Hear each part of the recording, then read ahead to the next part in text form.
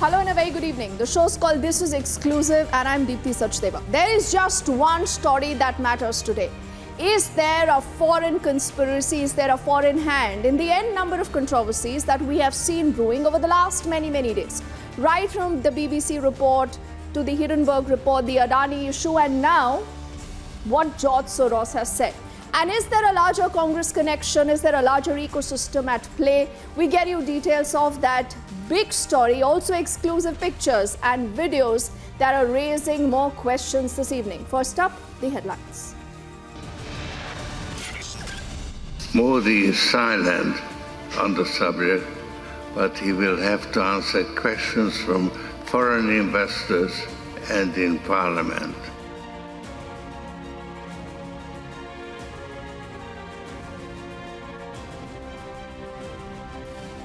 Soros raises Adani to target India. Is he then the hidden hand behind the Hindenburg report?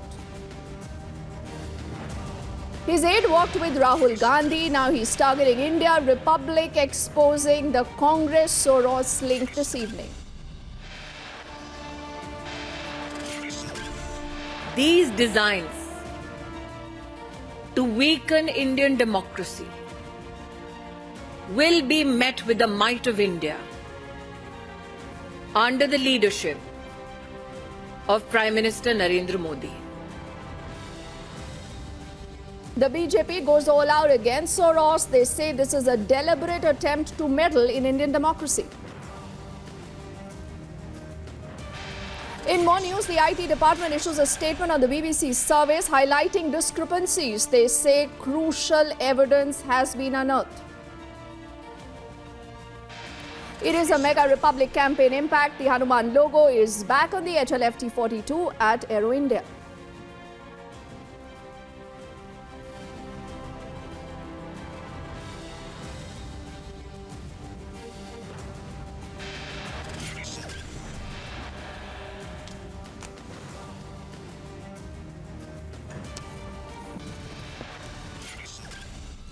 Yeah, it was me. 48 hours on, as the Congress dons complete silence, veterans continue to fight for justice.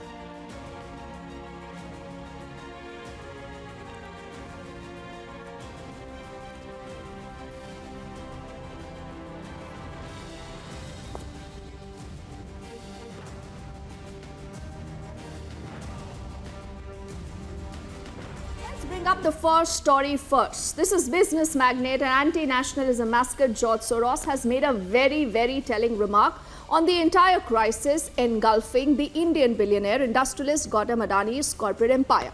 Now what does he say? He says this may pave the way for a democratic revival in the country, almost insinuating that there is no democracy in the country today. Now, what he also goes on to say that this will significantly weaken Modi's stranglehold on India's federal government.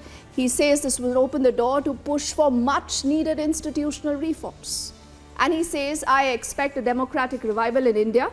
He's calling the accusations against the Prime Minister a conspiracy. Now, earlier in the day, we've heard from the Union Minister Smriti Irani, who's slamming George Soros for attempting to weaken the Indian democracy. But what has Republic done? Remember, Republic is taking their entire story ahead. If you look very closely at this image on the left of your screens, that is Congress MP Rahul Gandhi seen walking with a close aide of Soros.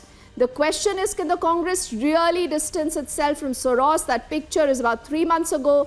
This was the Karnataka leg of the Bharat Jodo Yatra in the October of 2022, and today, can the Congress just say we have nothing to do with George Soros because the VP of his NGO is working with Rahul Gandhi? First up, let's also put out detailed statements of how George Soros has targeted India and the sharp rebuttal.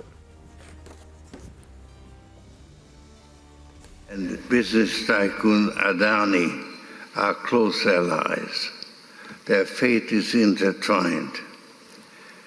Adani Enterprises tried to raise funds in the stock market but failed. Adani is accused of stock manipulation and his stock collapsed like a house of cards.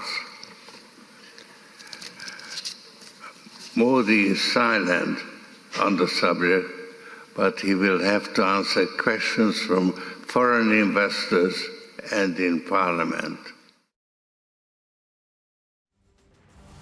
So you've heard just an excerpt of that very, very worrying comment. And like I said, you've also heard a very sharp counter later that has come in from Smriti Irani. But before we play that out, let's quickly introduce also Sushil Pandit, who's joining us. He has some very, very strong views on the entire issue. As I say, good evening to him. Also, our colleague Abhishek, I see him there on our screens. He's going to be taking that entire story ahead. And Sushil, with your permission, I quickly want to go to Abhishek quickly so that he can put the entire story in perspective.